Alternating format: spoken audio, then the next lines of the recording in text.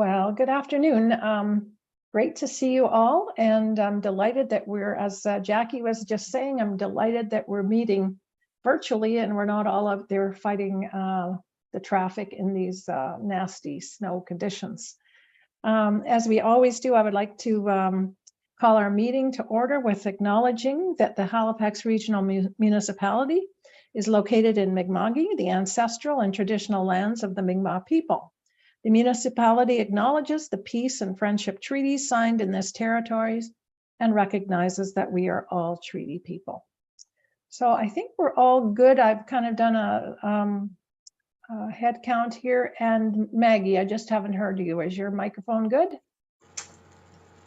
Hello, Jane. Hi, everybody. Can you guys hear me? Yes, I can hear you. That's great.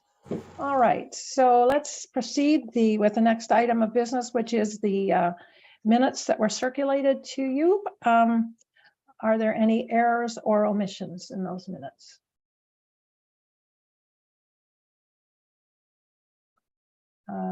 There being none, I'll call for a motion to approve the minutes as circulated.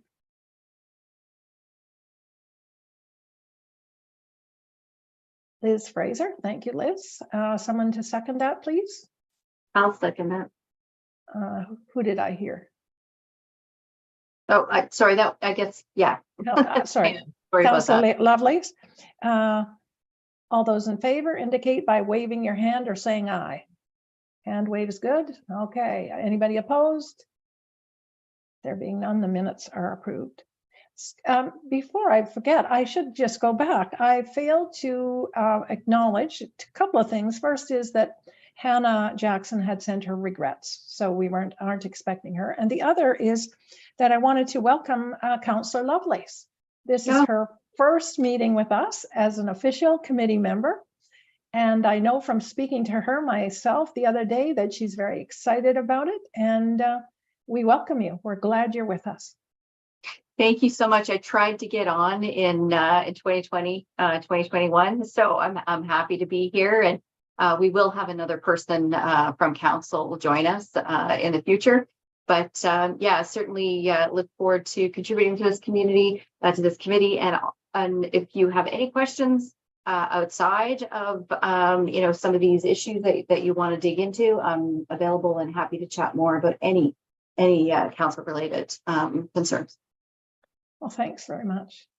So then let's get back onto the proper order of our agenda, and that takes us to the approval of the agenda. Are there any additions or deletions? So anybody have anything they want to add or delete from the agenda?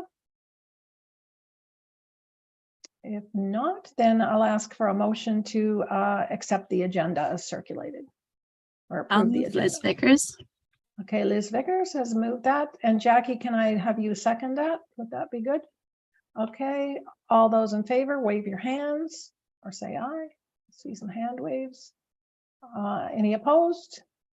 Motion's carried. Next item of business is business arising out of the minutes. And as far as I know, there is none.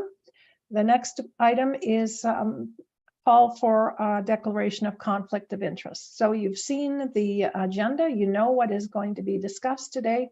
Are there any conflicts of interest that need to be declared?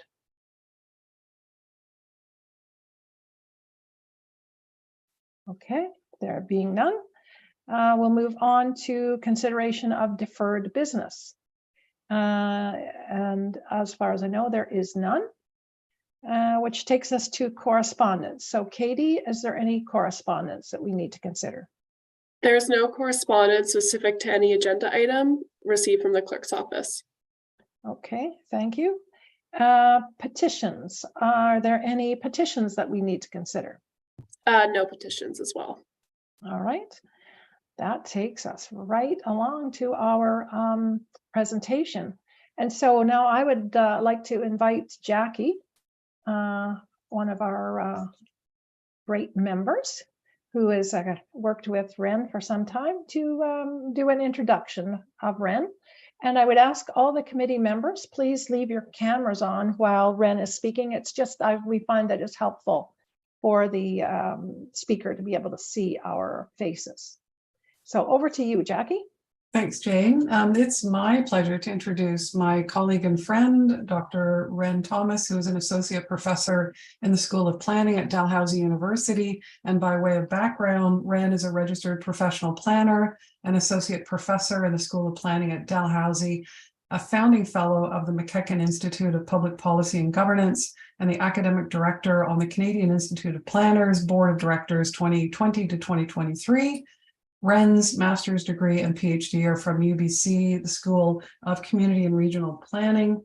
And Ren has worked for the Ontario Growth Secretariat, the University of Oregon, University of Amsterdam, TransLink, the Canadian Mortgage and Housing Corporation, and she's also worked as a research consultant conducting studies for diverse organizations such as BC Nonprofit Housing Association, Federation of Canadian Municipalities, Infrastructure Canada, and Autism Nova Scotia. Ren has also published widely on her research, including her 2 books, Planning Canada, A Case Study Approach, and Transit-Oriented Development, Learning from International Case Studies. So it's my pleasure to welcome Ren to this evening's meeting. Thanks for that. Yeah, that was lovely. Jackie and I met because we're both founding fellows of McEachern Institute. So got to work together and attend some functions together there. Well, thanks so much for having me today. I'll try to keep this. Let me just get my phone here so I can.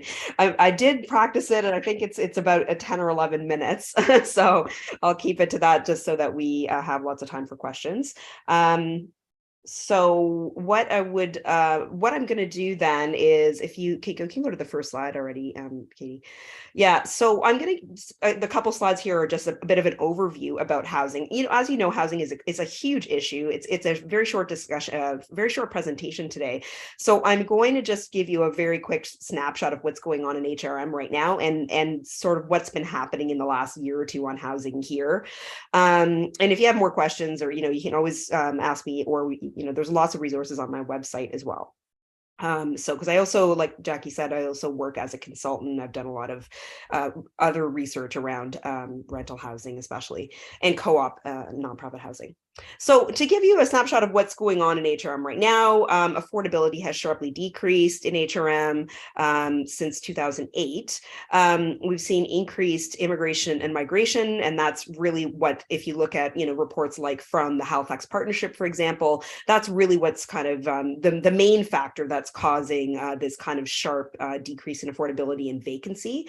We didn't really see growth in this part of the world, really, for this part of Canada for decades before that. So particularly since 2019, there's been a very low rental vacancy rate. Typical, they want to say around like 3% units should be vacant. We've been below 1% since 2019, so that's causing a lot of crisis points, including an increase in the number of people experiencing homelessness. This month, or just a couple of weeks ago, AHAN's estimate is about 814 people who are experiencing homelessness in HRM. So some of you may not know how, kind of the context around housing. I just thought I'd put a couple points in here about that. Most housing in Canada is built in the private market. That's 95% of our housing, with the other 5% being either previously built government housing or housing that's built through nonprofits and co-ops. So basically, because the vast majority of our housing is built in the private market, it's built for people with incomes that are well over our area medians, and that has a huge impact on, affordability. Municipalities are unable to build or incentivize much of the housing they need. That's because they have this responsibility for housing. It was delegated to them in the mid-90s, but it was a recession, which means they also got no extra funding. And they, as you know, probably have very limited ability to raise funds or to run deficits from year to year, which makes it very difficult to do things like build housing. Canada Mortgage and Housing Corporation estimates here in Nova Scotia, we need 50,000 new units by 2030 to meet housing need. And our current national housing strategy, which is halfway through implementation, it was started in 2018 and we're now at 2023, it really hasn't prioritized long-term affordability, and it has not, according to several reports, changed the percentage of households that are living in core housing need, which are our very vulnerable population. And it likely will not, because most of their programs and incentives are really benefit private landlords and not the kind of really deep affordability. So a little, you probably have seen this. This is from the coast, but it's based on our latest demographic estimates that Halifax's population is growing very quickly. The last two censuses have shown quite fast growth here. I think the only Atlantic city that outpaced us was Moncton. Last time it was Charlottetown, I believe, was at 6%, and we were around 5%. So we're up there, like in terms of we're growing faster than all these large cities, and so that's causing a lot of issues. So there's a growing acknowledgement of the need for kind of systemic change in the housing market. So just in the last month or so, we've seen 3 reports. Scotiabank published one that recommends, a vast increase to the number of public housing units or social housing units to meet the need of low-income households, because that's not being met by the current housing market. And then these 2 reports, both from CMHC, their annual report, and Rental CA, it's also an annual report of the currently vacant units. They both show that there's a vast increase in the number of rental units being built, according to CMHC, a record number in Vancouver. Halifax, for your information, is, I believe, number 1 in the country, or it might be number 2 in the country on the number of rental units that we're actually building. But the problem is we're also seeing a record number of growth in the number of renter households. And then according to rentals.ca, over from January to January, the increase from 21 to 22 was generally in the range of 12% for all of Canada. But if you go to individual cities, you'll see rental rates increased as much as 32%, and in smaller cities like Kitchener, for example. So what has the province done about this problem? You may know the province established an Affordable Housing Commission in 2020 to engage with the public and with key stakeholders and coming up with recommendations. They were supposed to report back to the Premier and the Minister by July 2021. I co-chaired that commission along with the Deputy Minister. And there were 17 recommendations in kind of 3 areas. There were 4 quick start actions I want to draw your attention to, because these have all been implemented or are all underway now. There was 35 million in a housing supply fund that was created for demonstration projects in mixed use and mixed tenure, and that includes 714 affordable units. The province is already, that was one of the first things they did, was to introduce 425 new rent supplements for people who are very low income. And they targeted funding to support the federal rapid housing initiatives, a couple projects which I'll mention a bit later. They put aside 2.5 million for community housing growth fund, and that's specifically for co-ops and nonprofits. It's a sector that has really not seen a lot of growth for many, many years, and that's already happening. There's 2 million for repairs and renewal to the existing public housing stock, some of which is in very poor condition and houses our very low income population. And we have 500,000 for housing needs assessments, because something we heard back from the smaller housing local authorities really was that they really don't have the data to make the decisions or even understand what housing is needed in their communities. So there's now money set aside for that, including African Nova Scotian communities. There's just a quick snapshot of the recommendations, which I won't go over them all because I don't have time, but you can see them and you can still download them in the July 2022 progress report and in all the reports, which I'll also show you the link to that later.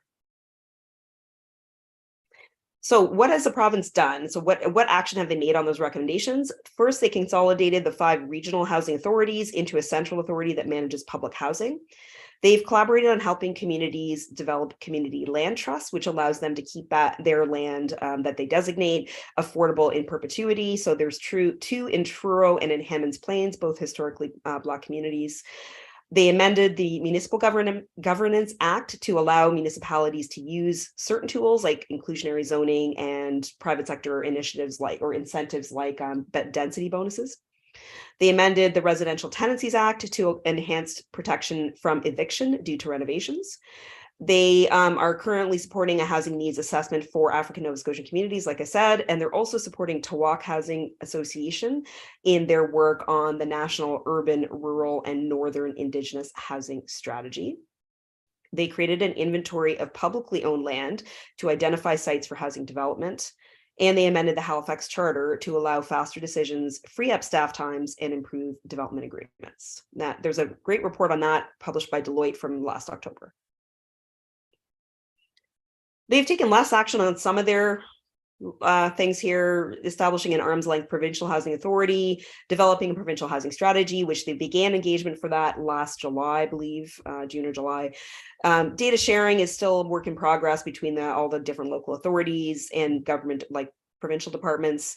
They haven't started the education awareness campaigns except for around the engagement. One of the recommendations was around creating an online rental housing registry. They have not done that, but you may know, and one of the slides I have later is about what HRM is doing related to this. I'll talk about that in a minute. And then they haven't really done anything on rental unit preservation. So there's where you can find their initial report as well as their 2 progress reports. So you can see exactly what they've done and all the recommendations. So I also wanted to point out what HRM has done. There is an HRM task force on housing with representatives from HRM planning. So it's Kelly Denty, and infrastructure. I forget the name of them. I think it's Peter Duncan. Then we have Housing Nova Scotia and Municipal Affairs. So there's reps from all those departments. And this allows the city and the province to coordinate their efforts on issues like the provincial land that's available for affordable housing. HRM introduced legislation to create a landlord registry, which they're going through that process now, which will help with being able to report, substandard units and that kind of thing. They introduced regulations on short-term rentals, restricting those outside of primary homes and commercial zones. That is coming into effect this September. And I did mention HRM led the country in new residential development in 2022, and most of our new development is rental housing as opposed to ownership. So that's something that we were always, I believe, when the commission started, we might have been number 4 in Canada on new rental. So the other thing that was done, I believe it was passed just after the pandemic started, was allowing multifamily housing in single family zones in the central part of the city. So what are some other stakeholders doing? Because again, this is a job for not just governments, but also other sectors. The Mi'kmaq Friendship Center is building a tiny homes project that's going to house 3 individuals. With there has been provincial and federal funding through the Rapid Housing Initiative, which is a federal program that helps people experiencing homelessness. So through that program, HRM has actually been targeted twice for that funding, which is pretty substantial considering, it's the only one in the National Housing Strategy that really targets people who are low income. And so through this, there are several organizations that I'm listing here: ADSUM, Mi'kmaq Friendship Center, North End Community Health Center, AHANS, Souls Harbor, and Cody's Place are all building affordable units through that funding. And it's a kind of tripartite, like there's funding from all levels on that. You may know Akuma Holdings is also redeveloping their property and having some effect there. And then nonprofit Nova Scotia now has a nonprofit housing association, thanks to the efforts of Pauline McIntosh at St. FX Cody Institute. If you don't know who she is, amazing efforts by her to do the research on nonprofits and what their needs were, first of all, for a year, funded through CMHC and the Community Housing Transformation Center, and then helping establish that organization, which was badly needed in Nova Scotia and is really going to help that sector grow in the future. So there are lots of other lessons from municipalities and provinces across Canada, which I will not list. Well, I list a few here just in case you're interested, but there is a lot about this on my website. I have a couple of reports and articles on this. They go through in detail all these programs if you're interested to learn more about them. There's housing supply programs that have been done. There's municipal housing development corporations. There's all kinds of things going on that we can definitely learn from and apply, hopefully, here in Nova Scotia. So I guess to conclude, I want to keep that to be a short presentation for you all, but the situation here is now typical. We were atypical for many years because we didn't have really affordability issues because we didn't have a lot of growth. Now what we're seeing is pretty typical of most cities across the country, actually, especially mid-sized cities. And take a look at what's happening in Kitchener, Waterloo, Hamilton, which are all around the same size. Our provincial government has taken action. Some might, criticism might say maybe we haven't taken as strong action as some provinces, but we definitely have taken more action on affordable housing than a number of other provinces. So that is pretty significant considering the current government. This was not their mandate, as you know. Their mandate was healthcare. 2 governments ago was when we actually got the mandate to take action on affordable housing. So considering that, this government has been pretty committed to this issue. We know the solutions are going to include a range of federal, provincial, and municipal initiatives. So it's not just going to be HRM, it's not just going to be the province, it's going to be all hands on deck. Like Daryl Dexter, who's also one of our mainstays over at the McEachin Institute, would say, you know, you don't need a silver bullet solution for housing, you need silver buckshot. You know, just need a whole bunch of things and throw it out. But the main thing is, though, the private sector led model for housing development, which has become the mainstay in Canadian society, it's got to transition to encourage more government led and more third sector led development. Otherwise, we're not going to see any issues change here on affordability and, you know, kind of that types of housing options that are available to people. So if you want to learn more about any of these issues, yeah, of course I can answer some questions now, but if you go to the next slide, you'll see there's my website. There's somebody who's very photogenic. You know, some people I get to like take pictures with them sometimes because they're fancy. Anyway, so yeah, I just did an episode for CBC Marketplace. There's the link there. It's the link where it says the date, February 24, or you can watch that on CBC Gem. So it aired last Friday, and it's about the rental housing crisis. It's only 22 minutes. I'm on there for maybe 3 or 4. And then we also have Tom Armstrong, who is the CEO for the Cooperative Housing Federation in BC, which is doing a lot of amazing work. They barely had Tom on there for a couple minutes, but honestly, take a look at what CHFBC is doing. It's incredible on co-op and nonprofit housing.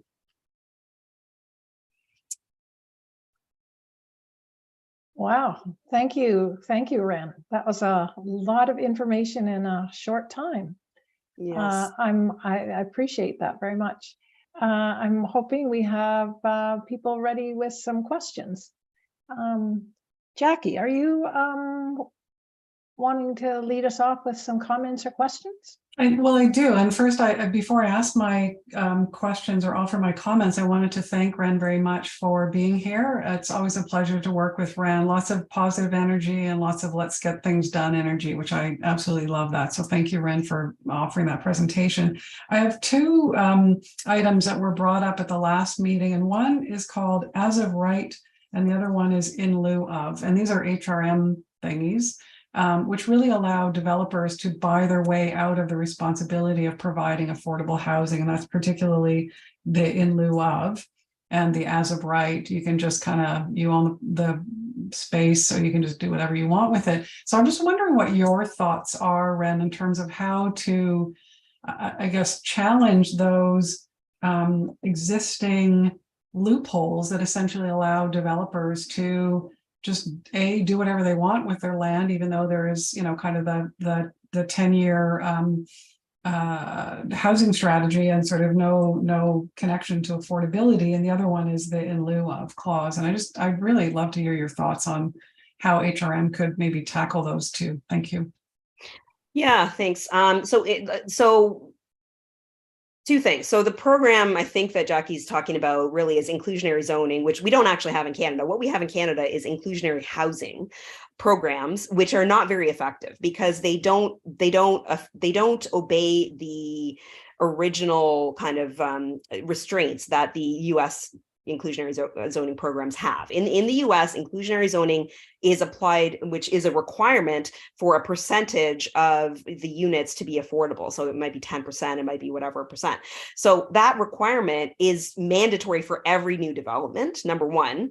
There's also other stipulations, like you cannot build the units off-site. They have to be in the same development. They cannot be they have to be indistinguishable from the other units. So they can't be like a separate, units or whatever. They cannot be off-site. So there's stipulations like that are applied in the US. And the other issue in the US, they have a very good low-income tax credit, which is available for housing, which is a federal program. So the inclusionary zoning program it's only filling a little gap in funding. It's not attempting to fill this huge gap, which our programs are attempting to fill. So what we have here, developers in the US are not allowed to opt out of those. Like they can't they can't say, oh, I'm not going to build a housing on this site, but I'll build it on another site. Oh, guess what? In the suburbs where there's no transit. Or they also can't opt out, like they also can't create these units like in a separate way that, you know, they have a separate entrance for like people who are like low income or whatever, which is what they do, frankly, in Canada.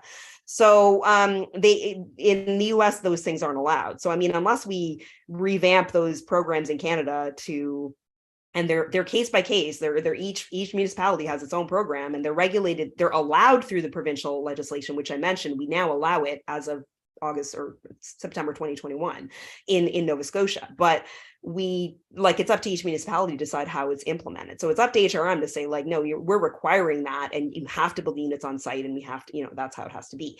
The as of right thing that you're asking about is a different thing. That's what basically there's with every piece of land that you buy, there's certain development rights that are like written into that zone or that piece of property, right? So if you buy a property, it says, oh, you can redevelop it up to, you know, 2 stories or 3 stories or whatever it is. That's what's called as of right development. So I mean, zoning can change after, you know, property owners buy their property. Like, for example, we have the center plan. So, you know, that all those who are along Robie Street, for example, or any of those designated corridors, those can now be built up to 8 stories, whereas they didn't have that ability before. So that as of right zoning in that area has changed.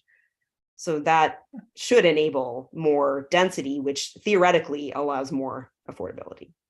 So that the density is great, but the affordability piece, if you have a clause that stipulates, sure, you own the land.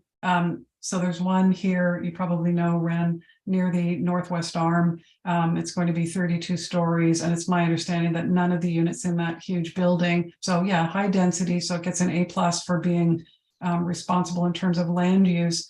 But it's my understanding that they, through these various clauses that the HRM allows, don't have to have any provisions for affordable units in that massive building, which I think is a problem. And I just wonder, you know, how can HRM clamp down on that sort of stuff?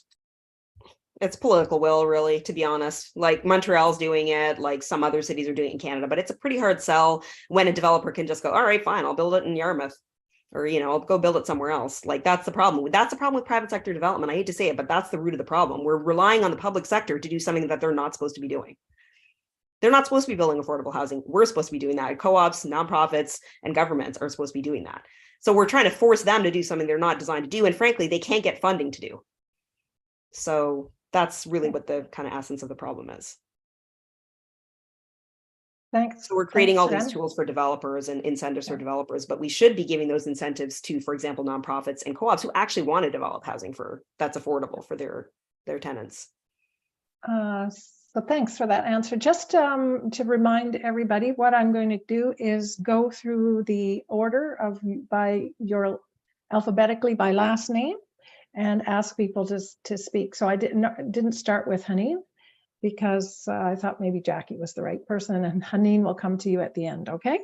So that brings us to Liz Fraser. Liz, do you have any comments or questions that you would like to make? I do very much. Thank you very much for the presentation. It was a great opportunity to learn. This is not an area of expertise for me, so I'm going to ask a lot of foolish questions, because that's how you get wise. You ask foolish questions.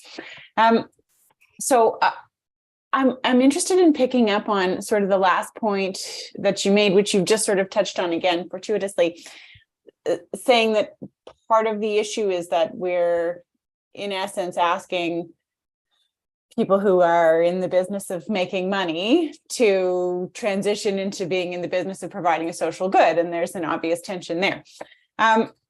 What I'm wondering about is how that change, you know, for our purposes would get operationalized. So what are the levers at the municipal level that would be employed to help support a transition, if we wanted to, which hopefully we do, to help support a transition into sort of more nonprofit and more government investment in the sector? It's really just funding from the provincial and federal governments, which they've done. They ended federally, the last budget they announced, I can't remember how much it was now. I think it was 2 billion for a community housing growth fund, which they're now working with the Cooperative Housing Federation of Canada on that, growth program. There's some provinces, like I said, in BC they're already doing it. Other areas like us in CHF Atlantic, we're not doing that yet, but there's already talk of a lot of expansion in the sector. We have a provincial community growth fund now. That's what comes out time and time again. And if you look at what Pauline's work around the nonprofits, what comes up time and time again is they just cannot compete with for-profit developers. They can't, they don't have, obviously they're nonprofits, so they don't have a huge pot of money that they can just throw down on a property that they can bid on sites, that they can make that available. One of the few tools that municipalities have is if they have available sites, they can prioritize them and they can sell them at less than market rate for affordable housing, which we have done here in HRM. Like there are 4 sites that were designated, right? So those are AHANS, the Mi'kmaq, Friendship Center, like I was saying, the first 4. They were the ones that were designated for that, and that's through the Rapid Housing Initiative, right? So one of the tools the municipality had was, hey, we have these sites, we're willing to give them to you for, honestly, I think the ones in Dartmouth went for $1 a lot. So, that's one of the very few tools that municipalities have to kind of enable that process to happen. If there's sites. The other thing that's happening in places like the UK and in Quebec is they have these technical resource groups to help community housing get started. So like that, and I've been reading a lot about the UK situation lately, but that's there is some federal funding, but it's what they're trying to do, or what they tried to do since 2018 was create these regional hubs. I believe there's 4 in England and 1 in Wales, where they have people from the local authorities, local housing authorities, as well as, if there's local lenders that are interested in trying to like kind of help the community groups decide like what legal form do we want to take? Like if they're not incorporated yet, or they're not a cooperative or a community land trust yet, what's our form? And then how do we actually get land? Like how do we actually develop it? Like is there a private sector partner we can partner with? Like all of that kind of stuff. So there's these groups that now help, and they've been extremely successful. I think they built 24,000 units in the last 5 years in the UK and Wales, or in England and Wales. So, there's definitely some more advanced tools that could be developed and kind of partnerships that could be developed. But right now, the main thing that, if you look at Pauline's work, the main thing they're saying is we just don't have, we don't have the money to even get the sites. And then, that's one of the main things. Okay. Thanks for that, Irene. So thanks for the question, Liz. We'll move on to Maggie. Do you have a question or a comment that you would like to put here? Hi, yes, thank you very much for your presentation, Ren. I do have a question just based on what you just talked about. So I was wondering, can the HRM encourage or give incentives to private builders or private lenders to build affordable housing? So instead of in almost competition with private lenders, private builders for buying a piece of land, can they work together somehow? Maybe is that a possibility?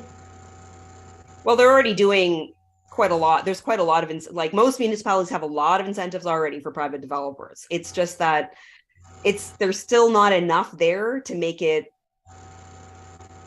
Just to put it into perspective, most private lenders are asking for between 11 and 20% return on investment. And for a nonprofit, they would be happy with 6%. So do you know what I mean? It's not the fault. We are living in the system that we created. Let me just put it that way. This is a system that we created back in the 50s, and we are living with the results of it now. So it's not going to be very easy to turn the tables on that system. Where are they supposed to get this money from? Private developers, they get money from banks, right? And banks are using the same calculus they've been using for 70 years. So they are not lending to high risk lenders like nonprofits and co-ops. They are lending money to developers who already have a huge amount of capital and assets at their disposal, and they are renting, or they are giving them this money on the condition that they get a huge return on their investment. That's how the market works. So it's, unless you have government saying, okay, we're going to create a separate fund which is why we have the community housing growth fund now. Like that's what we have. Like that's going to allow the other side to kind of compete. In terms of private sector, like there's a lot of incentives already. There's density bonusing. There's, you know, there's all kinds of things out there that are supposed to be like, they have like, there's parking reductions. There's, you know, there's all kinds of things that are supposed to reduce the developer's costs. We have like expedited processing of approvals and all, like there's all kinds of tools that are used across Canada on that like developer incentive side. The fact is we've kind of run out of options on that side. And I have another question. You also mentioned, you know, now the nonprofits or co-ops are doing their best to build affordable houses, but in 2030 we are going to have like a large amount of people moving into Halifax or Nova Scotia. So is there a timeline? Do you know if by 2030 we can build enough houses to accommodate a large amount of people?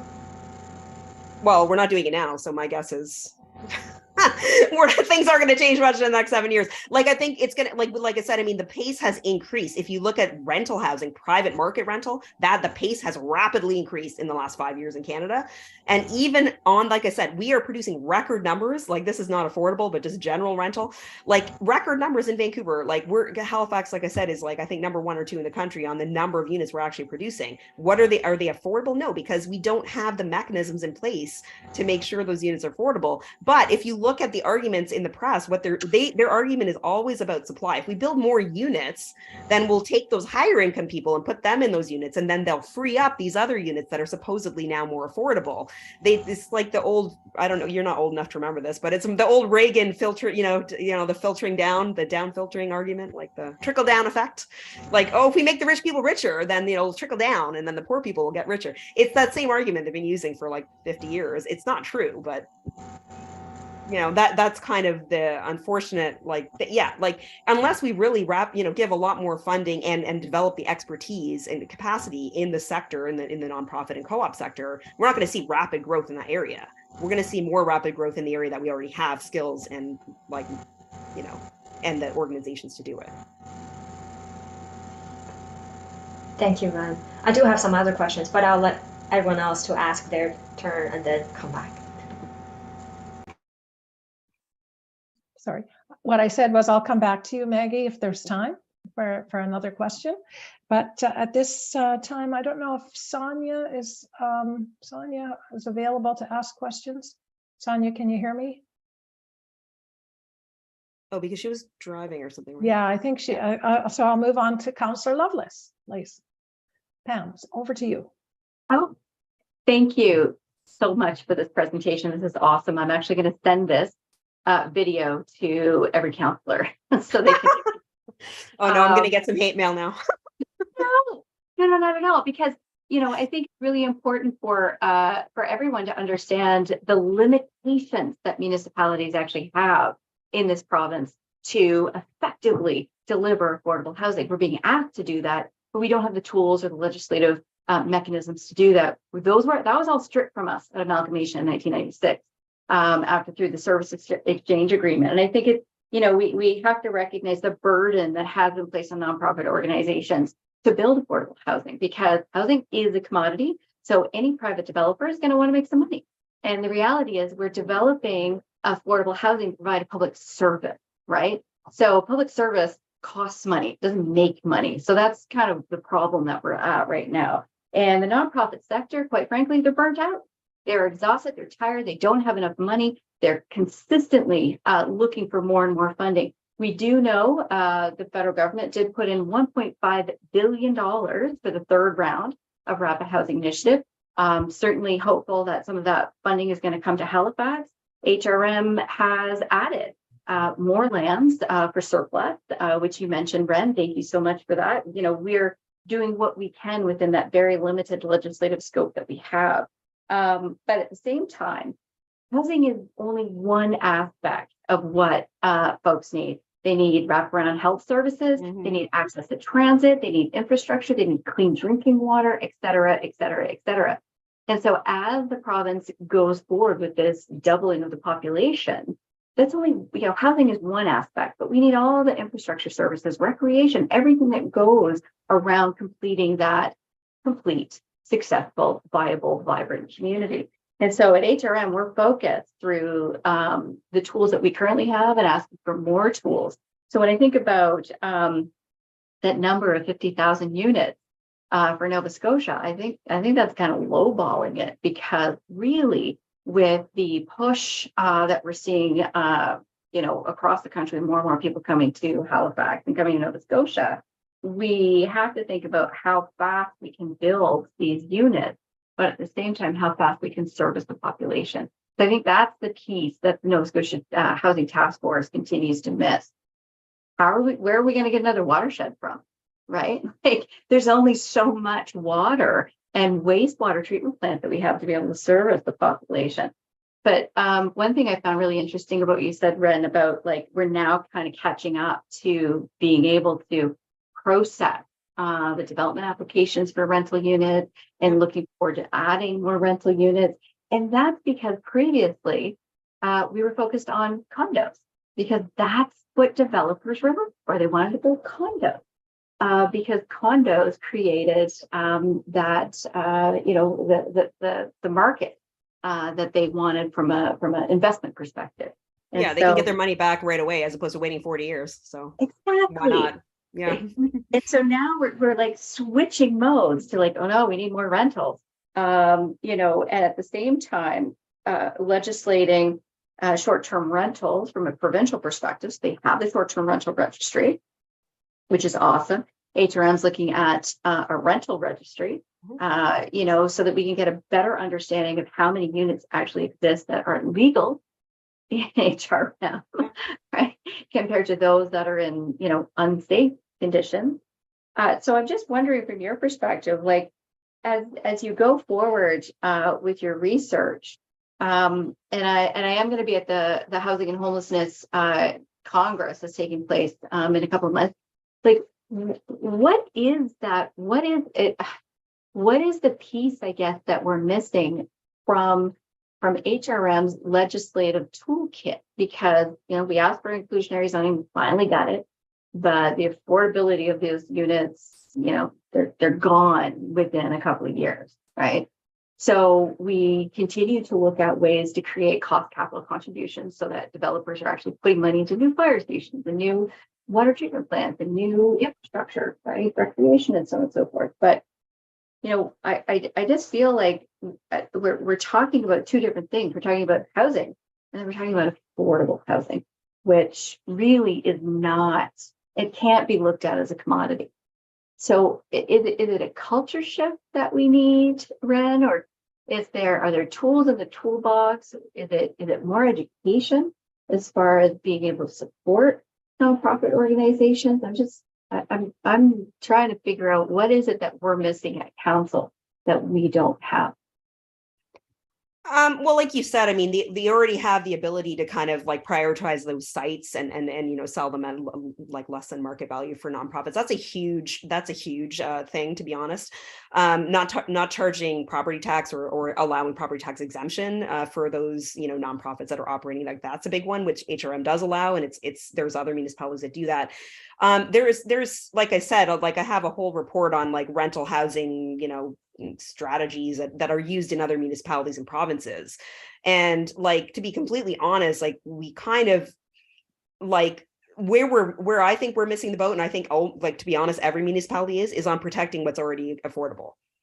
That's going to have the biggest bang for your buck right there. It's like, if you know that certain units are affordable, keeping them affordable in the long term, whether that's through agreements or whether that's through incentives or however you do it, that is going to have the biggest bang for your buck in the immediate term, is like retaining that. Because, even with a rent cap, as soon as a renter moves to another unit, like they're screwed, because that unit that now is not affordable anymore, right? Because they can raise it however much they want outside of that sitting tenant being there.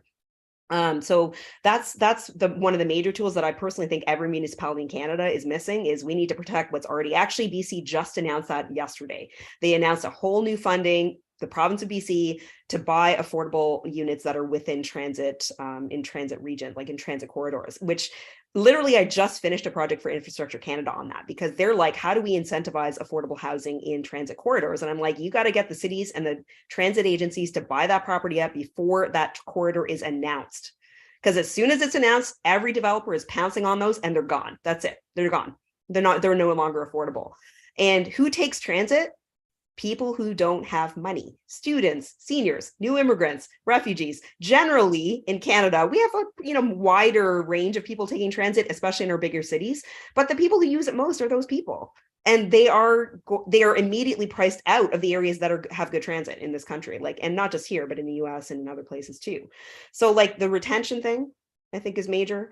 The other thing that seems to have worked really well in other municipalities is actual program coordination and collaboration with the province, which I argue we don't do here. So if you look at Saskatoon, if you look at Regina, or you look at Edmonton or Alberta, like they coordinate the provincial funding, then they make a municipal program that takes advantage of that funding. Right? So they create secondary suites programs that are funded by provincial funding, and they say you have to retain affordability for 20 years or whatever it is.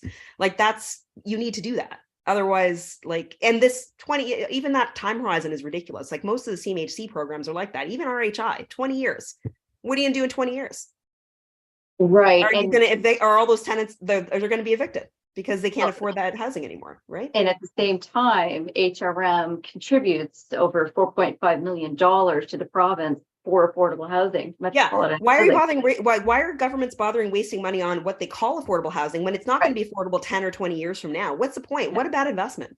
Like, sorry, but seriously, not just, it's mostly the feds, like, it's that if you look at their programs, like, they just don't have these affordability timelines. Why are you making there a timeline? Just make them affordable in perpetuity. That's why communities are turning to community land trusts and nonprofit housing and co-op housing, community-led housing more, because they're the only ones that guarantee affordability forever. That's the only solution for long-term. And, some municipalities have housing development corporations where that's what they do. Calgary Housing Company, City Housing in Hamilton, Vaha in Vancouver, that's what they do. They're like, that's our mandate. We are going to build and manage affordable housing units for our city. That's it. Because the city can't do it. The city cannot do it. It needs to be an arm's length organization so they can run deficits and they can run like a business. They can't, you can't develop housing if you can't run deficits, right? So, yeah. Thanks for those questions and comments, Pam, and thank you, Ren. Our next one, Liz Vickers-Drennan. What questions or comments do you have? Yeah, thank you, Ren, for that presentation and for sharing just kind of your very extensive knowledge on this subject. I'm also not an expert, and this is teaching me a lot. And I had a question that was more around the housing needs assessment that's currently underway. I was looking at the housing report, and it was looking like the results are supposed to be coming back fairly soon. They were saying maybe April 2023. I was wondering what kind of specific, if you know anything more about what's being looked at in that assessment, or if you could speak to it a little bit more.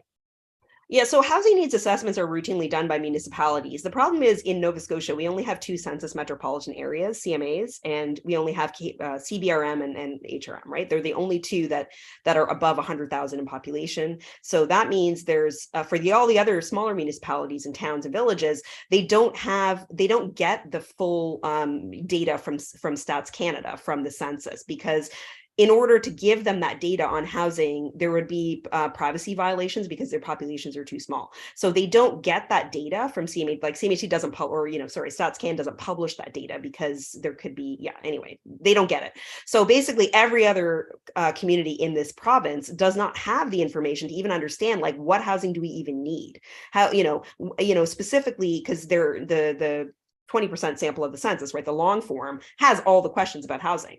Right. But if it's a 1 in 5 and you have 10,000 people in your community, then you're not going to be getting that data unless they pay StatsCan for that data. They're not going to get it. So what the province is doing is getting that data and helping them. If you look at there, you can still find the Halifax Housing Needs Assessment online. So basically, it's like you know, how many housing units do we have in these different categories? How many shelter beds do we have? How many emergency or transitional housing beds do we have? How many, let's say, supportive housing, you know, co-ops, nonprofits, as well as for market rent and then market ownership. So then what they do typically in a housing needs assessment is they also look at the demographics of the population. So they'll do the population, you know, forecasting. How are we growing? How will we be growing in the future? Like what's our current growth rate and all that. And they also break down that income, they break down household income into deciles. So 10 every 10%. And then they coordinate that with the number of housing units, right? So they look at, and if you look at the CMHC rental housing report for 2022, which they just published like last month, that's exactly what they did for that. So they'll actually tell you, you know, for let's say deciles 1 to 3, which is the lowest 30% of the population, lowest 30% in income, they will say this number of units are available in Halifax for that population. It's 4%. I'm just going to tell you right now, that's the current CMHC numbers. It's 4% that is available. 4% of the units that are available in this city are available to people with the lowest 30% of income. So that's the kind of thing, that the information that the municipalities need in order to be able to say, oh, wow, we need a lot more on this end of the spectrum. Then they can try to make that happen. Perfect. Thank you. Mm-hmm. Thanks. Haneen, what questions or comments do you have? Thank you very much. Wait, can you hear me? Yep. Yeah. Thank you, Ren, for your presentation. I didn't get to watch the whole thing, so please forgive me if I ask you to repeat something. I really appreciated the questions that Councillor Lovelace had asked, because the first thing that piqued my interest is the jurisdictional issues and what the municipality can actually do. So my question really rests on the idea of how can the municipality use its powers, the zoning policies, municipal bylaws, so on, to specifically target women and gender diverse people. I feel like we've discussed a lot of, you know, how to ensure that vulnerable populations get access to affordable housing, but in terms of specifically targeting women and gender diverse individuals. I hate to tell you this, but it's not really something that's addressed in planning. Like zoning addresses equity in a very oblique way. In terms of the impact on gender, like, you know, like what we do is we zone areas for housing, right? We zone areas for like single family residential, for multifamily residential, we zone for commercial, we zone, you know. So in terms of zoning, theoretically, a person is a person. Like, we don't specifically think about specific populations. I will say, though, zoning has had a very negative effect on low income populations because we have used zoning as a political tool. So we have said, no, we will only allow, for example, multifamily housing in like basically the worst parts of the city. That's historically what we've done. But in terms of women, there isn't a lot that we can do with zoning or regulation. The only things we can do around gender would be to, like in housing, would be to say support, like if we know there's a women's organization, like I don't know if there's one, ADSM would be the kind of equivalent. I was gonna say, I know like in Vancouver, there's a women's, so we could support that, which we have, like they're getting a grant through RHI. So, but any kind of demographic groups like First Nations or African Nova Scotian or people with disabilities or any kind of group that requires specialty housing, like for example, women fleeing violence, the only thing we can do, municipalities can do, is to help fund those organizations through, you know, and contribute funding that will, you know, through RHI, which is a federal fund. So that's, and they can make sites available. Like I said, they can make sites available, which they have done to add some in that. So just looking at Councillor. Thank you very much. Yeah, this is, and I think this is important. She's saying there's going to be a new report on the intersectional gender lens. And I know Jackie has done a lot of work around this intersectionality question as well.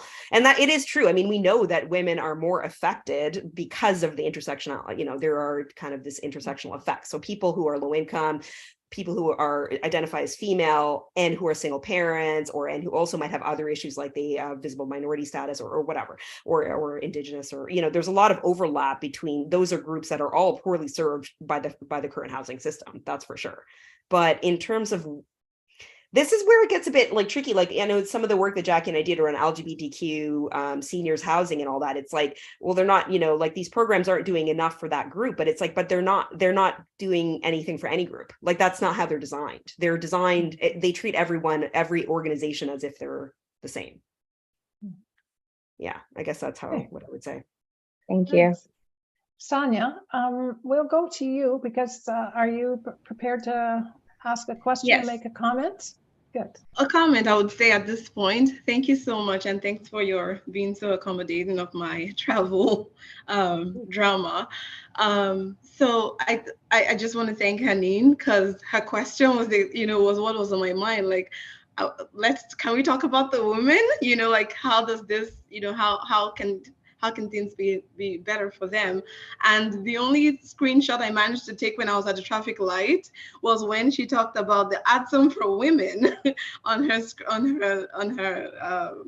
her presentation, and then as the meeting was going on, that was the thought that was going on in my head, so how do we push all of this back to the conversation around women? And I think Ren has kind of try to answer that question. She has been honest to answer the question.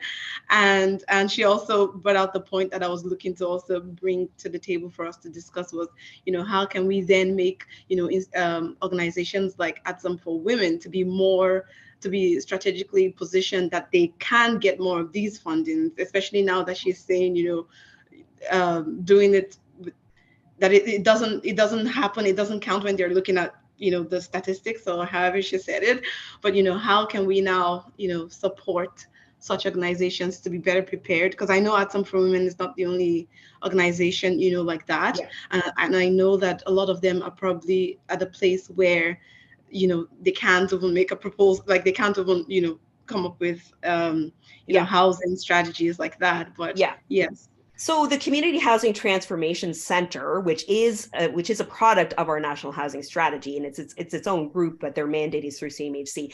Their whole mandate is to help support capacity building and growth in the community housing sector. Like, that's what they're supposed to be doing. And so they're supposed, like I said, we now have this Community Housing Growth Fund. Pauline's work is funded through this, like getting the nonprofits association started. So all of those groups, which there's hundreds in Nova Scotia, which do work with specific groups, like I said, not just women, but like maybe Indigenous people, might be African, people of African descent, people with disabilities. All of those nonprofits who operate housing for those specific groups usually fall under that nonprofit category, right? And so they are eligible for, funding through and capacity building funding now, and they have been for 5 years. We just haven't gotten much of it in Atlantic Canada, to be honest. If you look at the CHCC website, and it's like there's hardly anything that's been funded in Nova Scotia, for example. But technically, these groups can apply for that kind of funding, and they can get support to grow and to kind of expand. Now through the Community Housing Growth Fund, they're supposed to be able to grow.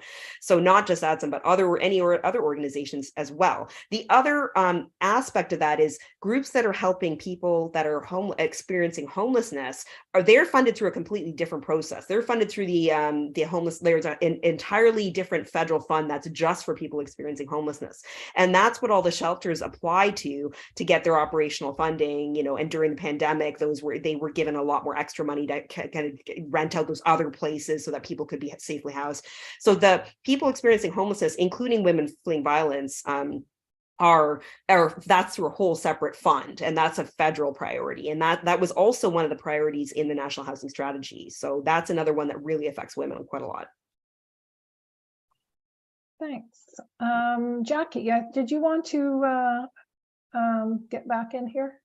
I did. I just thanks for that, Jane. I wanted to just ask Ren if you could offer your sage advice or recommendations on how HRM could benefit from the National Housing Strategy, given that the two key priorities are to reduce homelessness and to increase housing affordability. So if you take all of the knowledge that you have around planning and all of the systems that go into planning, what would you say HRM could do to benefit, do differently or do more of to benefit from the National Housing Strategy? Thank you.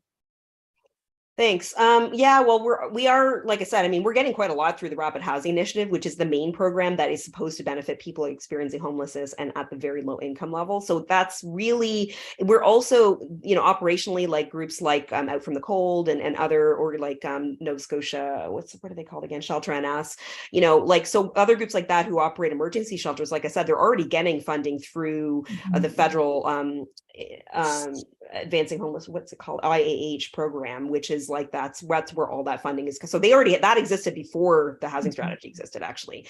So I think what HRM is, like I said, I mean, they are prioritizing sites for like new housing on those, like anytime, like I think Pam did say, they have new sites that they proposed, and they're hoping to find out that they got that funding through RH. So I think they're doing what they can on the homelessness front, honestly. On the affordability front, like I said, I mean, they're limited, like every municipality in this country, in terms of what they can do on the affordability side. Like there's, like I said, a ton of affordability, programs and incentives that the governments can offer.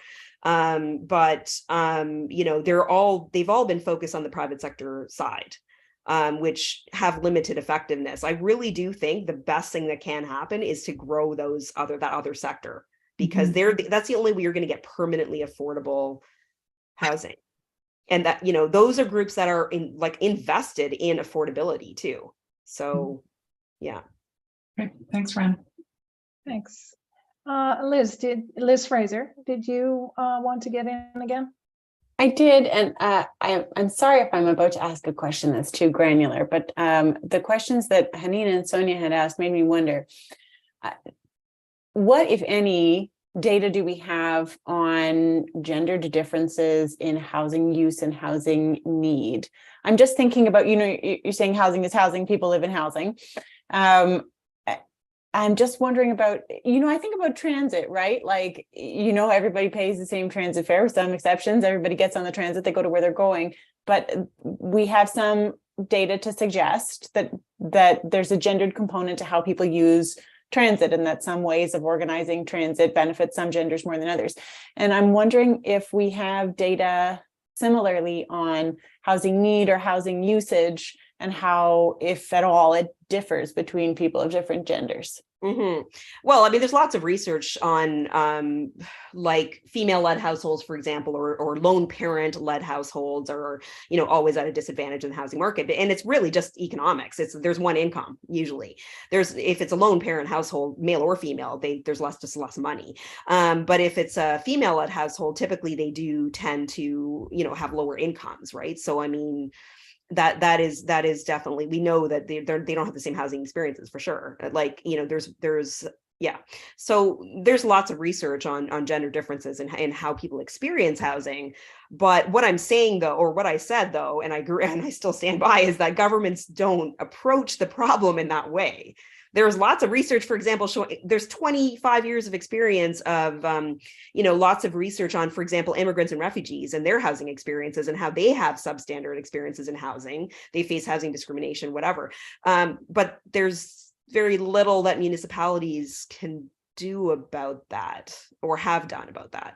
These are problems that are sort of intractable in our society, like, because the solutions, like I said, I mean, typically the solutions come through nonprofits and charities and groups like that, as opposed to through governments, in terms of like, we know that women's experience in housing is different, and they may have more affordability issues, for example, because if they're a lone parent, female parent, then, they definitely have affordability issues, right?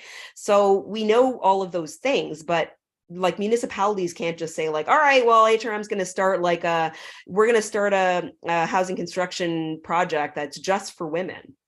We actually can't do that in Canada, because you immediately would get it's a human rights violation, basically. Like, you couldn't just say you're going to build housing for this one particular group. Now, nonprofits and co-ops, like nonprofits anyway, can generally do that if that's in their mission. So their mission can be around, we're going to serve the 2S LGBTQ population, or we're going to serve, but their housing actually technically still has to be available to other people. Like, otherwise there's human rights issues. So there's like I live in a co-op, and that's something that we're pretty conscious of, too, is like, you can't really discriminate. Like there is a women's co-op, for example, there's a seniors co-op in Halifax, right? And so like seniors, their mandate is, they have tenants from 55 and up. But I think technically they could not refuse a tenant that was younger. That's helpful. I'm thinking more about sort of, I'm just like, I'm a creative solutions guy. So sometimes I say stuff that's totally useless. So my apologies in advance. But I'm thinking about, like if we know that one demographic group is more likely to be employed in the center, then if we are prioritizing affordable housing being built in the center, we know that that's more likely to meet the needs of that group. I'm kind of just testing for soft spots to see if there's a place where there would be a lever that we could employ. But I can't give up on government entirely. I'm a Fed, so I have to believe that there are still things we could do.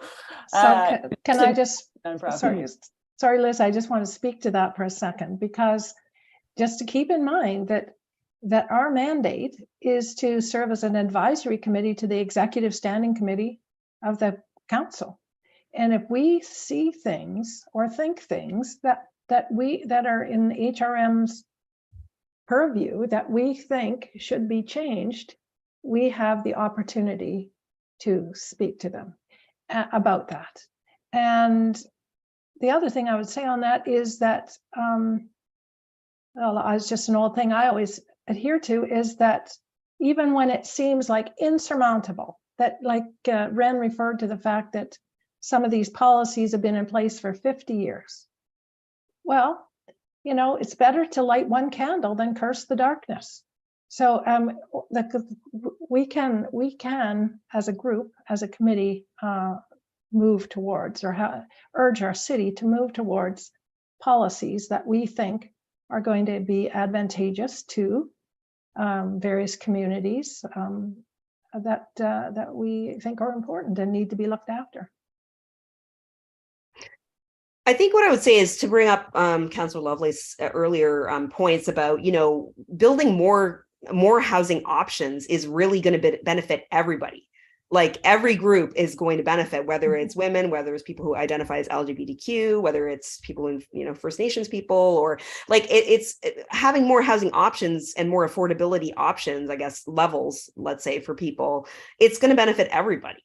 Like, so, that's partly why housing solutions don't target specific groups, Sure. I mean, there's also legal reasons why we don't, but, yeah. That is partly the reason, is that, like there's all of these, it is very similar to transit. For example, if you improve the transit situation for seniors, you're also making it better for people with disabilities for the most part, right? Because like making sure there's proper accessibility features and things like that. So, like these kinds of improvements or kinds of changes, like, growing the nonprofit and co-op sector is going to benefit all of these groups, not just, women or girls. So I think that's kind of, like that's kind of how it is. The other thing I think to note is that sometimes we do what we call evidence-based policymaking. But sometimes we don't.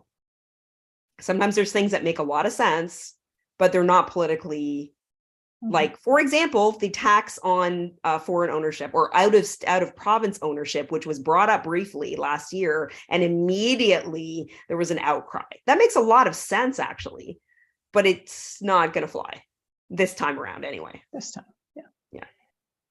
we're just we've gone over time a little bit, but Maggie, you did want to ask one more question, I think. So we'll give you just a second, and we'll give Ren a minute or two to respond. Okay, thank you, Jane. I think everyone else asked a lot of really good questions.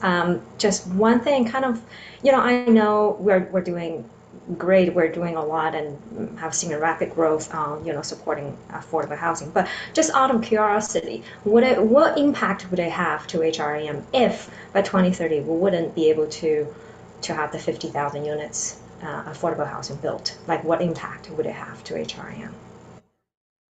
I can't imagine it would be very similar to what we see now, where we have low vacancy rates and we maybe have a growth in homelessness, but we generally have this kind of state where people are paying very high rents for housing that's maybe it's unaffordable to them, or it maybe even not even in good repair at that point. We don't know. Like, I mean, I don't think, it's probably, the goal of the 50,000 units, and there's a lot of debate of, like, again, this whole supply argument, there's a lot of debate around that anyway.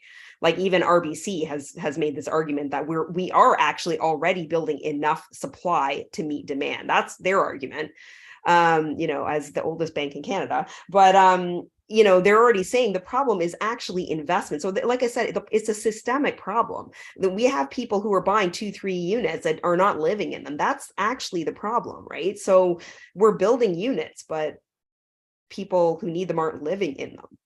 So that is a real tough thing to curb in the kind of private sector market that we have. Like, are you going to tell a homeowner, like, literally, I don't know if you guys saw the debate around the short-term rentals. Literally, people from, like, St. Margaret's Bay were like, we can't retire now because you're making this terrible policy that's going to ruin our investment. It's like, you're not entitled an investment income from your property necessarily. It's a gamble like any other investment. Like, that's how investments work. But nobody wants to hear that because it's not politically. Everyone wants to make an investment on their housing, but they also want affordable housing. Those two things are incompatible. Okay, thanks, Ren. I just wanted to make one comment to you as well, and it was your comment about developers not being, they're not about affordable housing. I mean, I guess I'm, worked in business a long time. I'm a big believer in business having social responsibility. And if we require the businesses in our communities to act with socially responsible, they will. So it's a question of what we as a public, we as a community expect. Of course, we expect people to make a living, but making a living, earning money, and acting in a socially responsible manner are not incompatible. They can happen at the same time. Yeah, Jane, you should look at, and any of you who are interested, at the Calgary Resolve campaign. So the Resolve campaign was a fundraising campaign back in 2013. It was launched it was public sector, but also the private sector was major. Like, there were 11 developers. They each contributed like $1.3 million. And then they had a huge fundraising campaign. They housed 2,500 people through buildings that they built through that campaign. So it's a really great example of, like, private sector coming forward, and then public sector kind of chipping, also going like, all right, fine, we'll put in some money too. And just building a whole ton of buildings that are now held in Calgary Housing Company through partnership agreements with nonprofits. So that housing is affordable. Yeah. So it's it's social responsibility. Yeah. Okay. Well, Ren, thank you so much for your very, very informative presentation and all these great responses to questions. And committee, I would just remind you, Haneen would be reminding you if I wasn't, that what we need to be doing is taking this information and thinking about it and trying to determine whether or not there's some response that we can make to what we've heard that might have some impact on the lives of citizens in the HRM, and especially women. So Ren, thanks again for making yourself available to us. We appreciate that, and keep up the good work. Thanks for having me. I really enjoyed talking to you all, hearing your questions. Keep up Thank your you, good Ren. work. Yeah, it's a great presentation. Yeah. Thank you. I particularly enjoyed that it was a woman giving the presentation. Yeah, I'm getting a lot of media these days, Sonia. It doesn't hurt being a woman and a brown person in this part of the world anyway. Great job. Okay.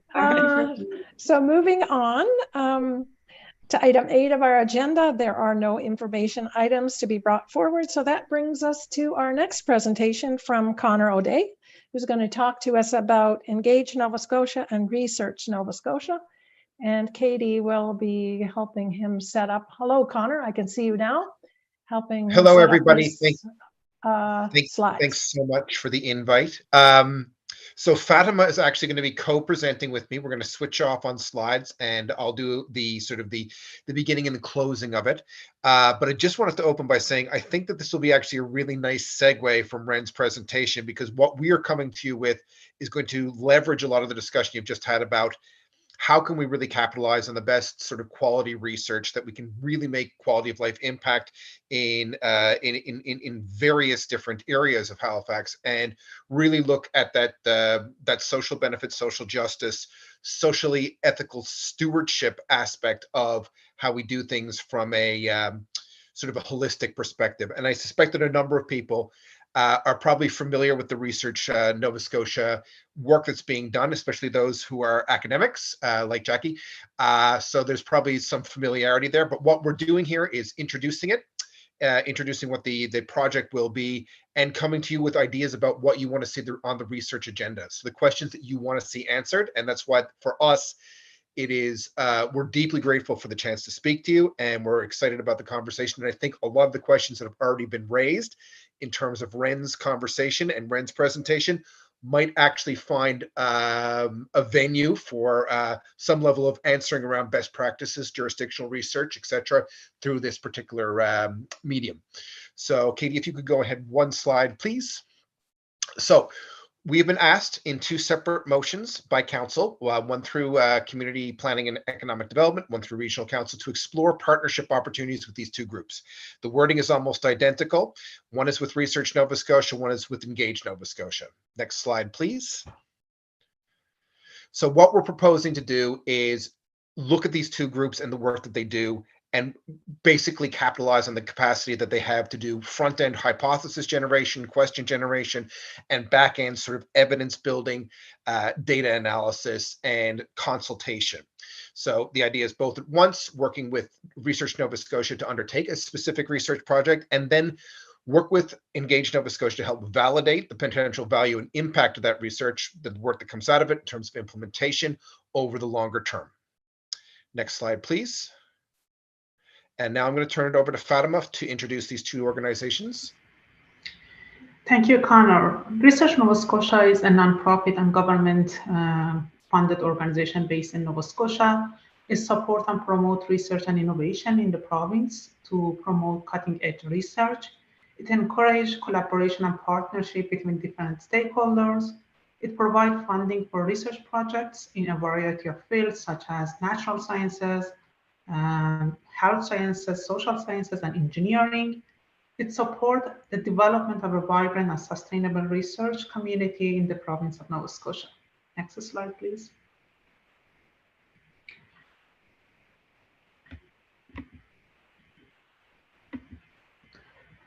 Research Nova Scotia works to bring together stakeholders in the research community and build partnership with different organizations and government. It provides the resources such as research facilities and equipment to conduct research and support the research community.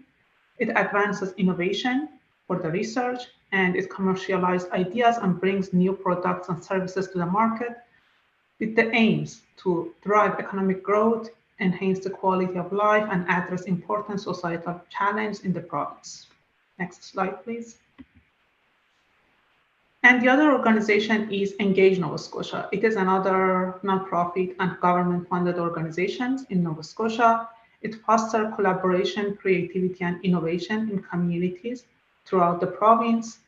It identifies challenges and opportunities for research and aims to improve the quality of life and well-being of life for the people in the Nova Scotia. It promotes a culture of engagement and collaboration among communities, researchers, government, and organizations, and it builds bridges between diverse perspectives and sectors. And over to you, Connor.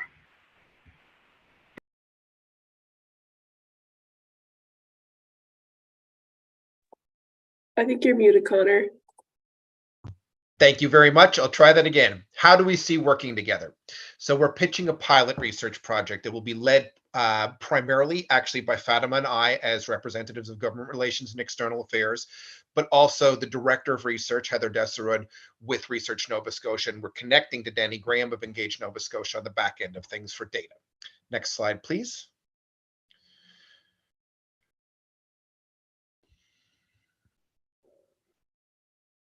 So this is it. What do we need from you? We really need ideas. So one of the things we proposed as a baseline idea is looking at how different levels of government, particularly the notion of sort of provincial, municipal, regional municipal entities, how they can work more collaboratively together. So coming up with not just legislative and regulatory alignment, so to open up things to increase quality of life, but also increase response to social justice issues, but also look at some of the complexities that we have around definitional mismatch. So the ways that we talk about affordability and accessibility at 3 levels of government, all the things around housing that need to be sort of integrated and aligned to help people and get the most sort of, I guess, efficacious and speedy turnaround on solutions. So it's looking at bringing vision, approaches, and mechanisms for this stuff together. So the idea here is that it's sort of a best practice research that we'd be looking at to look globally at how functional sort of regional municipal entities work and how they are able to create solutions effectively. And if we can pilot that sort of thing in a Halifax environment. And again, this is just a prototype idea, but it's one of the things that we think that because of all the things that we're talking about, housing and homelessness, we talked about this with the Accessibility Advisory Committee, things around climate adaptation, all of them are sort of, I think there's friction that's created by what I'll call those level misidentifications and misalignments. So if we can get more of that into a streamlined system, I think that there's a potential to move things much faster. And again, the hope here is that the pilot would morph into a long-term partnership with both of these entities and thus be able to tackle a broader range of questions in coming years. So this is all to say, now the question is to you, what do you want to see us look at? Because this is what we're so excited about talking to the 3 advisory committees about: youth, accessibility, and women's advisory. There are so many things here as a potential to build out a very strong research agenda and tie them together. I'll just finish by saying one of the things that was raised in Accessibility Advisory Committee was an intersectional understanding of housing for folks who are housing precarious, who are who identify as women who have disabilities. So there's a huge amount of different layers there that could be addressed in this. And Councillor Lovelace, to your point, the gendered lens on homelessness is one of the areas that we can look at that type of thing. This is a broader lens on looking at global best practices, and again, those ties between different levels of government to make sure that we're moving quickly and getting the funding, moving within the legislative ecosystem, but changing the legislative ecosystem, Jane, as you've said on a number of occasions, where necessary. If it needs to change, this is where we raise it. And then moving forward to actually create the benefits that we need to see from this type of work. So that's it from us. And we're excited to field questions, but most importantly, to get your feedback. Okay, thank you. Thank you, Connor. Certainly a worthy undertaking that you've embarked on. So let's start with Liz Fraser. Do you have any questions or comments? No, I wish I had a really brilliant idea for a research project that I could just pull out of my hat, but I don't. But it's a very intriguing opportunity, and I thank you for the learning opportunity. I look forward to hearing everyone else's ideas. I think, Liz, that I heard 3 great ideas from what you discussed with Ren's project. So I've already written them down, and I may discuss them with you later. But just all the things around data and evidence around gendered use of housing, there's so much there, right? So this is really rich. So I've gotten stuff already. Well, if you want some very granular ideas about data gathering, we could talk another time. But I guess actually that does bring me to a question, which is I knew I'd come up with one if I just talked long enough. What's the level of granularity that you're looking to examine an issue at? Like, is this a 50,000 foot? Is this a 5,000 foot? Where are you headed? So in terms of what we pilot, we said, very preliminarily, what we want to look at is how do regional and municipal governments work together effectively? Are there things we can learn from that? But within that, I would be delighted to look at very granular examples of, okay, so this is how that works there in terms of a broad, 1,000-foot mechanism or whatever. How can we pilot that in a very specific, granular manner and say, yeah, this is an effective collaboration. This is the effective collaboration that we should use in terms of municipal provincial collaboration stuff, and also be able to map out those types of pilots to other parts of the province. This is one of the things that I've been very excited about is, there are learnings that we can pilot in Halifax because it's such a dense and complex environment that could be brought out to, say, CBRM for folks to use there and adapt in different ways. So there's lots of opportunity. And so again, I think granularity is extremely important because you get the abstract notion of how it can work, and then you get the practical granularity of showing the tangibles with it that can actually have impact on people's lives. So can I just comment before we go too far down in this discussion? One of the things that our committee has said over and over and over again on the various topics that we've explored over the past 2 years is that we need more data. We need more data. There's no data on this particular topic. And so we've already identified a number of areas where we know that more data would be helpful to people making decisions that impact the lives of women in the HRM. Having said that, I don't have that on the top of my head. Maybe none of us have that, right now. But that's certainly something that our committee could work to prepare a report for you that would identify the data that we've identified in the past that we need. So my question is, would that be helpful? 100%, because that allows better hypothesis generation, better research framing, better problem identification. So no, I love that idea. I think that would be incredibly useful. Amy Brierly, you want to get in here? Yeah, and I won't take too much time, Jane, but just on that note, I wanted to mention the report that came from the motion that the Women's Advisory Committee brought forward around anti-Asian racism, but also the other piece around race and gender-based data. So I work with Connor and Fatima, and Connor reviewed that report and is well aware of the priorities, I guess, that are brought forward in that as well. So I think there's lots of ways for the motions that this committee have brought forward in the past to inform the work going forward. So yeah, that'll be a reminder to me to touch base with you, Connor and Fatima, to talk about how that might overlap. Okay, so having said that, I'm just saying there's that work that's been done in the past, which we can bring to Connor. But I'll just keep going with comments because some of you may have some ideas about other topics that we haven't actually, addressed. So Maggie, where are you? Maggie, is there a comment or question here? Just really great presentation, Connor and Fatam. Thank you for the presentation. I think I asked a lot of questions last round, so I'll let someone else ask questions this round. Thank you. Thanks, Maggie. That takes us to Sonia. Thank you. Thanks to Connor and Tom for the presentation. I don't have a question. I think I agree that we could go back and think about what we want to put forward because we will have to prioritize. Yeah, but I think it was a great presentation, and I think it's a nice move. Yeah. That's it from me. Thank you. Thanks, Sonia. Pam Lovelace. Thank you. Thanks for this presentation. I should just mention I believe it was Haneen that put forward the motion regarding intersectional gender lens and housing. And, so I just wanted to make sure that was recognized, and I appreciate me putting that forward.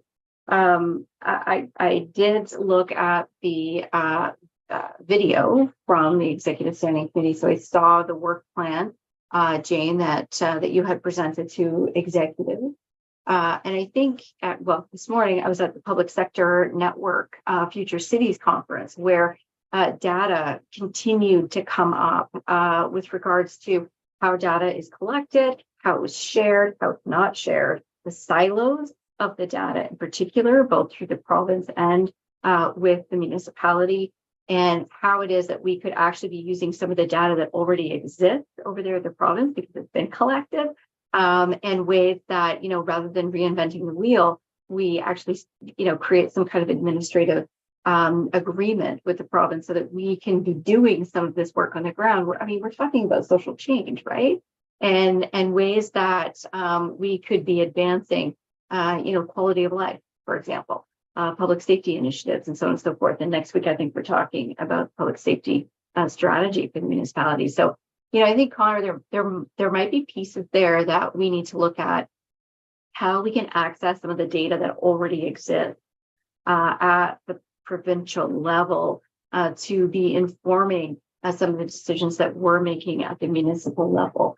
So Jane, that might be something that we look at as far as a motion, from this committee to executive. But looking forward to ways to accessing that information so that it can help Connor and Fatima. Thank you for the presentation. Just sort of move some of these pieces forward, because there's no point in reinventing the wheel when that information already exists. Thank you.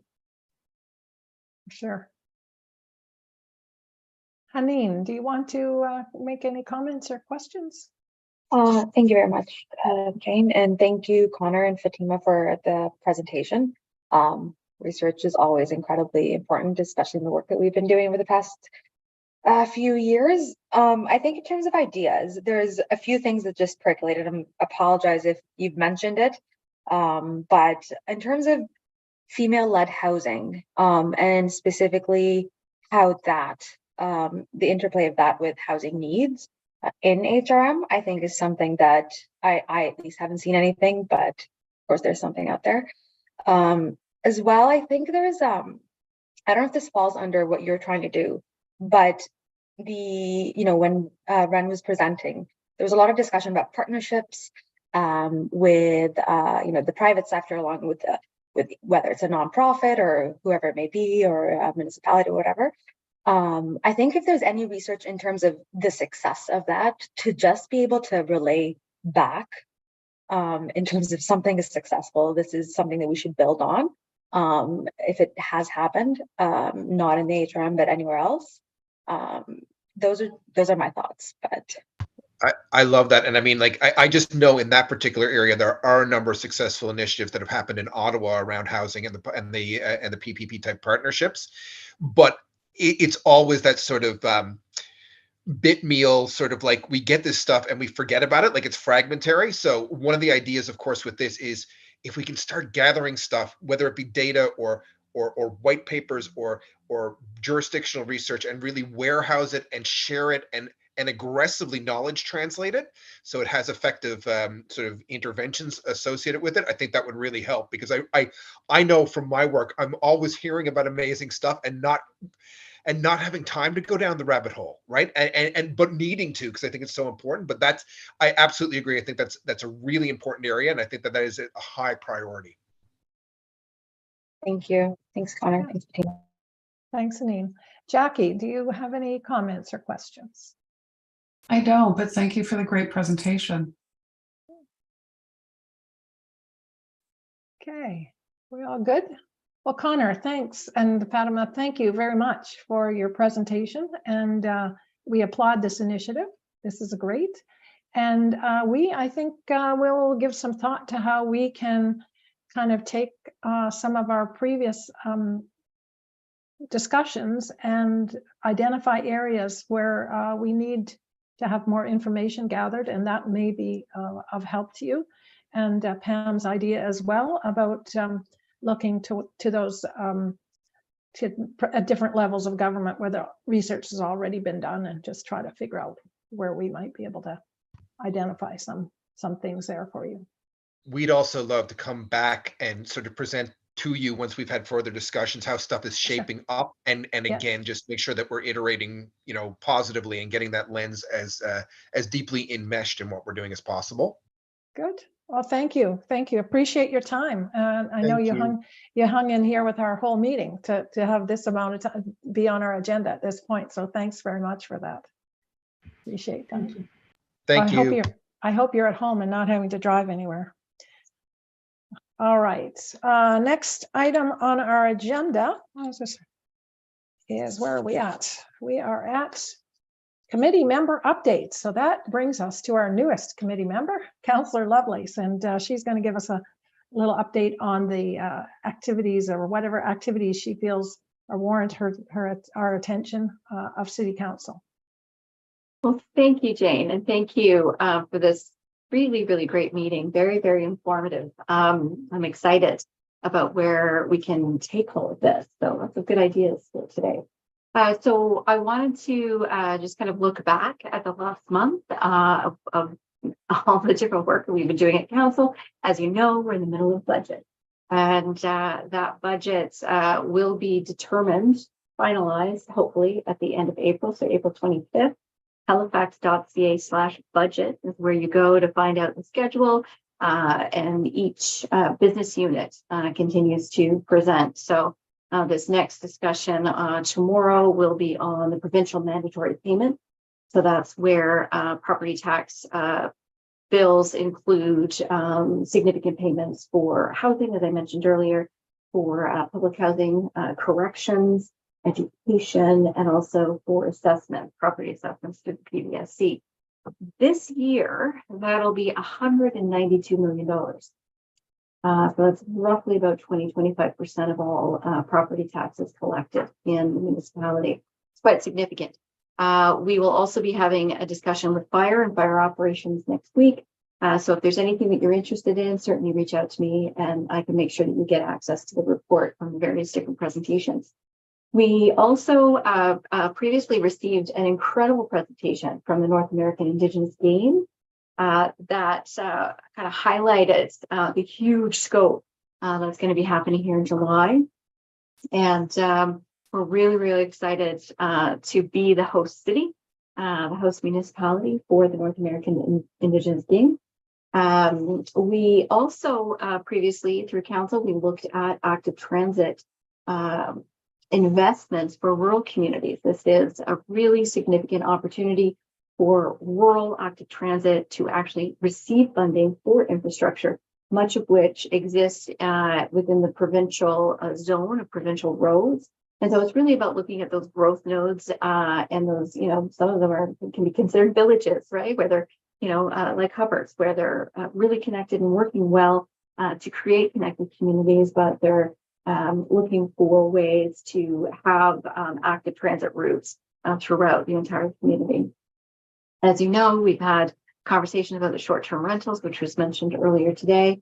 The short-term rental registry is through legislation that the province enacted this past fall. That will come into effect on April 1st. So the municipality has developed short-term rental regulations through our land use bylaws, and that will, of course, ensure that short-term rentals are existing within land use zones that permit them from a commercial property perspective. We also have a rental registry currently in proposal. That rental registry will give the municipality a better understanding of where long-term rental registries exist. So there's the short-term rental registry through the province, and then the long-term rental registry with the municipality is looking to enact through our regulations. We had an incredible conversation yesterday to provide funding. So that's the funding decision for transit, and their budget discussions certainly very, very interesting. We have significant issues as they do across the country with regards to retention and hiring of new transit operators. We have transit that's switching hopefully this September. We're going to have 30 brand new electric buses, which is really, really excited. So council was able to, and staff able to go on a little test ride, through the downtown core. They are so quiet, and there's no fumes, and it's just a really, really wonderful ride. But you won't really notice the difference because the inside of the bus is just like we currently have. There's really very little difference. But we're excited about that. We did have quite a conversation about public safety. And so when we look at our anti-Black racism, initiative. We look at, sexism and misogyny and violence, reduction of violence throughout the municipality. One of the things we know is that a bus is a microcosm of the larger society. And so Transit had requested 4 more supervisor positions to be able to conduct outreach and to look at building some of the relationships within the community and some of those hotspots where violence tends to take place, and be able to ride on the bus to ensure that there's better education as far as, a code, that transit code of respectful behavior on buses. So looking forward to seeing where we can go with that. We're also, as mentioned earlier, the intersectional gender lens on housing and homelessness. We did pass our framework for addressing homelessness, but that intersectional gender lens is another piece that's being added onto that, so watch for that. And we also voted to look at a $125,000 investment in community navigators. So we know that the community navigators play an extremely important role, especially for those who are living unhoused in our parks and on our streets and in the communities. And so adding to the navigator budget will ensure that we're able to connect more people, not just those who are in tents and those who are living in shelters, but also those who are living in their cars because they can't find a place to live, or they've just come here and they don't have a place to go. So we're taking a broader approach, not just to folks who are on the street and in housing encampments, but those who are just coming here from Moncton and Yarmouth or CBRM or Fredericton. So, it's definitely, as Ren was saying, a larger issue, but we have committed a look. At the end of this budget, we'll be looking at adding $125,000 towards the navigator and expanding that project. So that's a little bit of what we're doing. I could probably talk a lot more, Jane. But I appreciate this. And if there's anything in particular that this committee is looking for, I'm happy to dig deeper into that to bring more information. And certainly I can even include an update to this committee monthly as a report, if the committee would like, and provide you with an actual written report to say, here's what council's been focused on, here's how it meets some of the work that this committee has in your work plan. Thank you. Great. Well, thank you. Thank you for that very informative report. Any comments or questions? I'm just going to put it out there. If you have a comment or a question, now's the time. This is, Pam, this is sort of what typically happens. We kind of hear this, hear this information and kind of let it sink in. And so if anybody has any questions, they can raise them, but looks like there are none. So I think we're good to go. So that brings us to item 10 on our agenda. There are no added items that I know of. And the next item would be the date of our next meeting. So just note that's April 6th. And so I'm just going to say, Haneen, I think it's just written to you, Pam, that a written report would be lovely if it didn't add too much burden to you. But a written report. So we're okay with that? All right. So way to go. Thank you for that offer. And if it does become a burden to you, it's a burdensome, let us know. We can make changes. Okay, so next meeting, April 6th, and I don't know if you recall, but I think it was back in about December, we thought that we would like to try to have an in-person meeting in April. I'm certainly glad we didn't decide to have it in March.